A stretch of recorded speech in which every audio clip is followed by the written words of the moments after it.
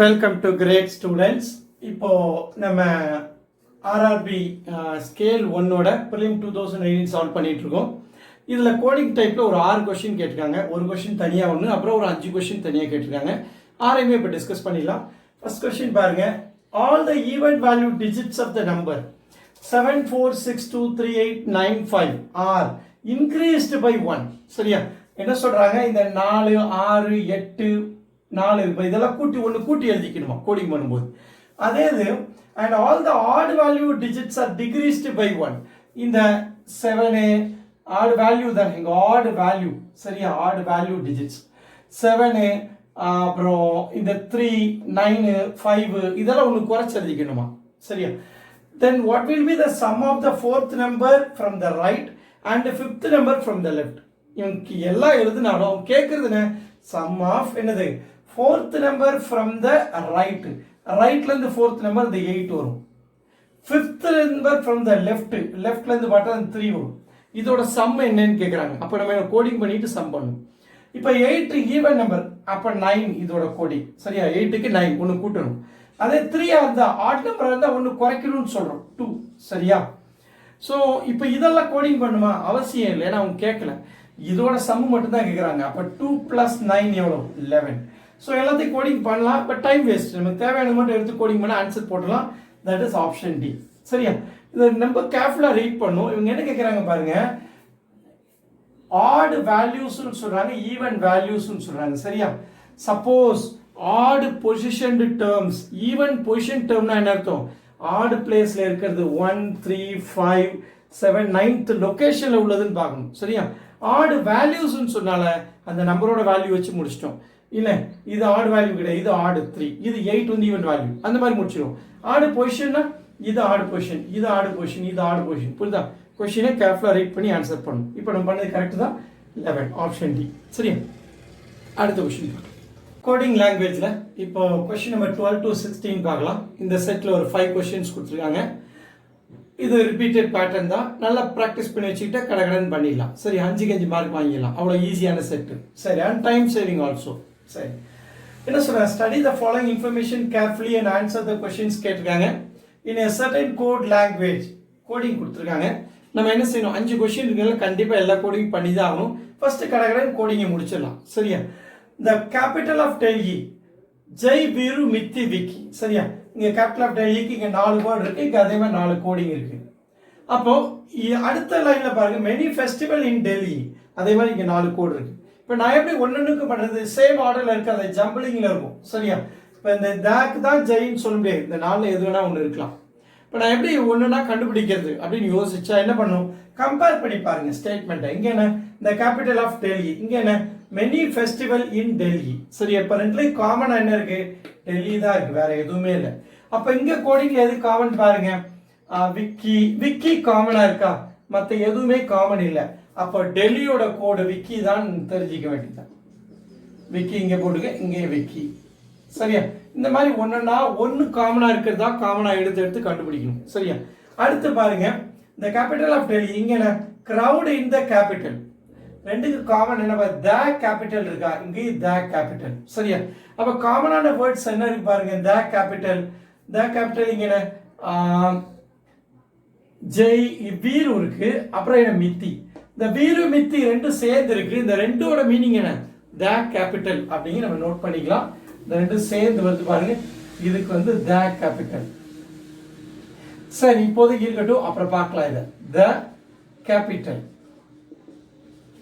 அடுத்து பாருங்க, வேற 1 4 ட்ரை பண்ணுங்க. இந்த கேபிட்டல் ஆஃப் டெல்லி இங்க சீசன் ஃபார் ஃபெஸ்டிவல், காமனா எதுவுமே இல்லை.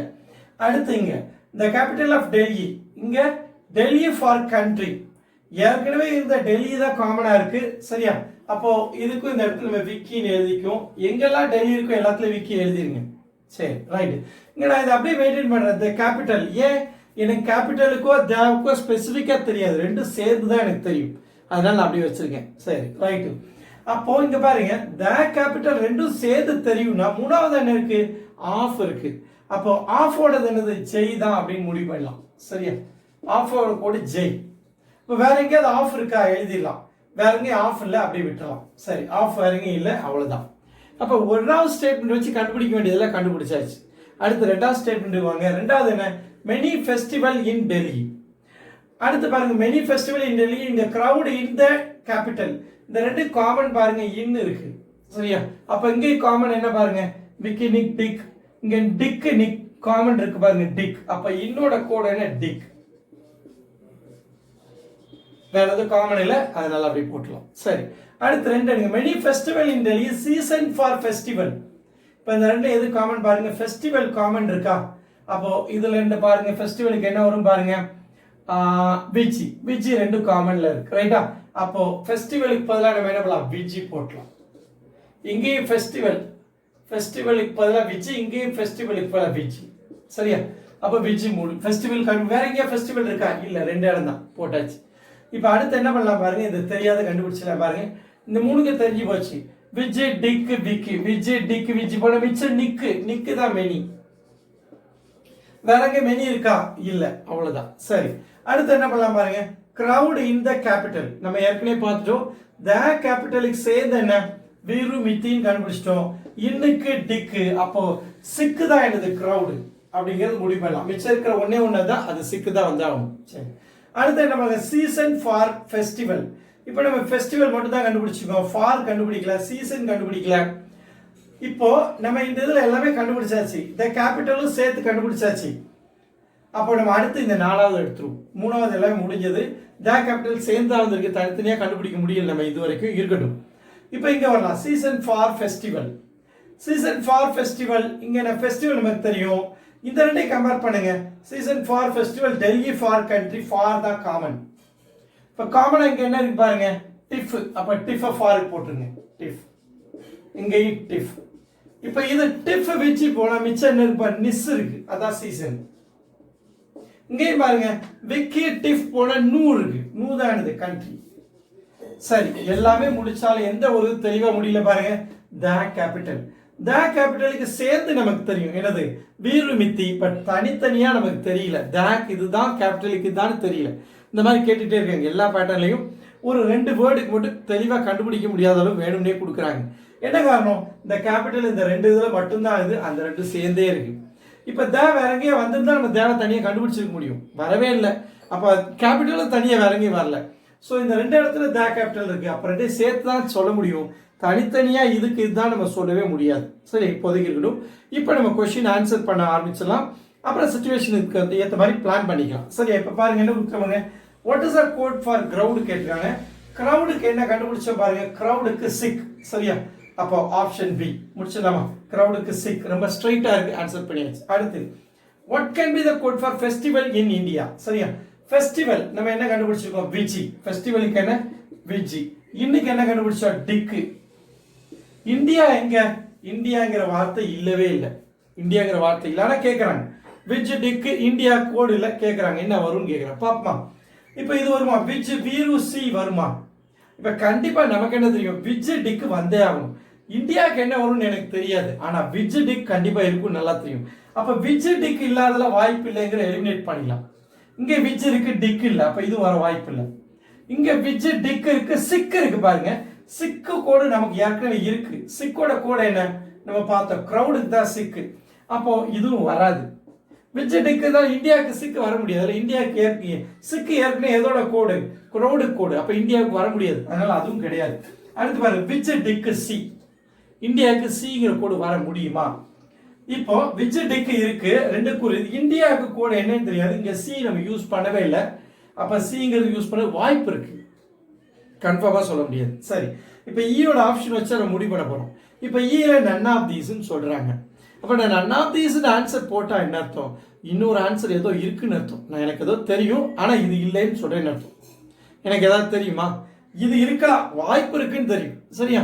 அதே நேரத்துல இப்ப cannot be determined கொடுத்துருந்தாங்கன்னு, அப்படி இருந்தா நம்ம cannot be determined போட முடியும் கான்ஃபிடென்ட்டா. என்ன காரணம், எனக்கு சி வருமா வராதுன்னு தெரியாது, அதனால நான் cannot be determined போட்டா இருந்தா அதை போடலாம், cannot be determined. But cannot be determined கொடுக்கல.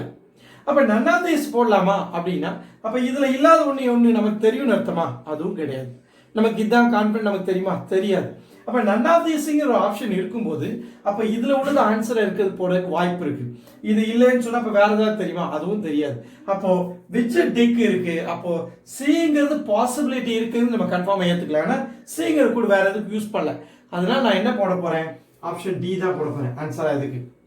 none of these இருக்கனால வேற ஏதோ ஆன்சர் இருக்குன்னு சொல்ல முடியுமானா அதுக்கு எனக்கு வழி இல்ல. அப்போ நான் என்ன செய்ய போறேன்? அப்ப இதுல உள்ளதுல பெஸ்டா சூஸ் பண்ணனும் நான் முடிவு பண்றேன். none of these கொடுத்ததனால பெஸ்டா சூஸ் பண்ணா which dick போல மூணாவது இன்டைரக்ட் பிளஸ் சி யூஸ் பண்ண முடியும். பாசிபிலிட்டி இருக்கு. அதனால ஆப்ஷன் டி போட்டேன். cannot be determined போட்டிருந்தா நான் கண்டிப்பா இதுல cannot be determined தான் போடுவேன். சரி ரைட். அடுத்து போயிடலாம். What is the code for festival in India crowd capital? பார்க்கலாமா? இங்க இந்தியா மாதிரி கொடுத்து வச்சிருக்காங்க பாருங்க. ஃபெஸ்டிவலுக்கு என்ன விஜி, இன்னும் என்ன டிக்கு, இந்தியா நமக்கு தெரியாது. கிரவுடுக்கு என்ன?